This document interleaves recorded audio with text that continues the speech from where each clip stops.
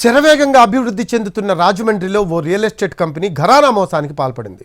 సొంత ఇంటి కళ నెరవేర్చుకోవాలి అనే ఉద్దేశంతో డబ్బులు కట్టిన వారిని నిండా ముంచింది Rocky Avenues private limited. Rajahmundry శివారు చక్రద్వార బంధంలోకి Rocky Avenues private limited Chandrika Avantika phase 2లో అపార్ట్మెంట్ కట్టిస్తోంది. లక్షల రూపాయలు కట్టిన వారికి ఫ్లాట్లు కేటాయించలేదు. దీంతో బాధితులంతా ఆందోళన చేస్తూ ఉన్నారు. బ్యాంకులు, ప్రైవేట్ సంస్థల నుంచి తీసుకున్న అప్పులకు వడ్డీలు చెల్లించలేక నెలవారీ ఈఎంఐలు కట్టలేకపోతున్నామని ఆవేదన చెందుతున్నారు.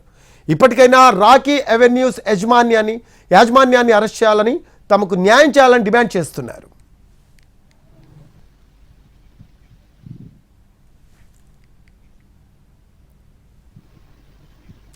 రాజమండ్రిలో రాకీ అవెన్యూస్ ప్రైవేట్ లిమిటెడ్ మోసాలకు సంబంధించిన మరింత సమాచారం మా కరెస్పాండెంట్ శ్రీనివాస్ అందిస్తారు.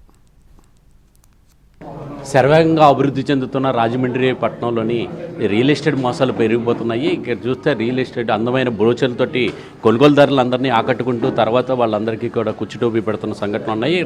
తాజాగా రాజమండ్రికి శివారులో ఉన్న రాకీ ఎవెన్యూ ప్రైవేట్ లిమిటెడ్ అని చెప్పేసి ఆ సంస్థ 88 కోట్ల రూపాయలు మనకు ఇక్కడ ఎవరైతే కొనుగోలుదారులు ఉన్నారో వాళ్ళందరికీ కూడా బకాయి పట్టడం జరిగింది. తర్వాత వాళ్ళందరికీ ఈ బకాయిలు ఎత్తివేసి వాళ్ళు పరారీ కావడం జరిగింది యాజమాన్యం కూడా. అయితే దీని మీద బాధితులు అందరూ ఇక్కడ ఉన్నారు. వాళ్ళని అడిగి వాళ్ళ సమస్యలు ఏంటి అడిగి తెలుసుకుందాం. ఎంత కట్టారు, ఏమైంది?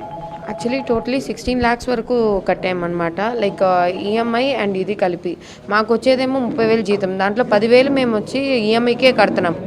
కానీ ఏ ఒక ఇంప్రూవ్మెంటు లేని బిల్డింగ్కి మేము డబ్బులు కట్టేది వేస్ట్ అయిపోతుంది. 4 ఏళ్ళ నుంచి కడుతున్నాం అంటున్నారు కానీ ఏది ఒక ఇంప్రూవ్మెంటు లేదు.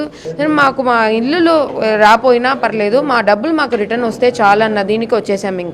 ఇంకా మాకు వీళ్ళతో వెళ్ళి అడిగి ఎవరు ఇది మాకు కరెక్ట్ అయిన ఆన్సర్ ఇవ్వట్లేదు. వాళ్ళ కూతురు ఇవ్వట్లేదు. ఈయనైతే అసలు మేము రిజిస్ట్రేషన్ చేసే ముందు వరకు అందరితోనూ నాకు తెలిసి అందరూ ఒక 2-3 సార్లు వెళ్ళి చేసుకోవడం ఆయన అంత ఇదిగా మాట్లాడారు. ఇప్పుడు ఆయన అసలు అబ్స్కాండ్ అయిపోయారు, ఎవరి దగ్గర కనబడట్లేదు. కట్టి 4 years అవుతుంది. ఇప్పుడు వచ్చి అబ్స్కాండ్ అయిపోయాడు ఆయన. నేను హైదరాబాద్లో జాబ్ చేస్తాను. అక్కడ వీకే ఫార్మ్స్ అని ఒక ఫామ్ పెట్టాడు. ఆయన ఫామ్ ల్యాండ్లన్నీ అమ్ముకొని డబ్బులు బాగానే సంపాదించుకుంటున్నాడు. కానీ 4 years నుంచి ఇక్కడ అడుగుతుంటే దాని రెస్పాన్స్ లేదు, ఏం లేదు. ఇది రేరా పర్మిషన్ కూడా ఉంది. 3 years రేరా అయిపోయింది, 4 years ఎక్స్టెండ్ చేశారు, అయినా కూడా ఏం లేదు.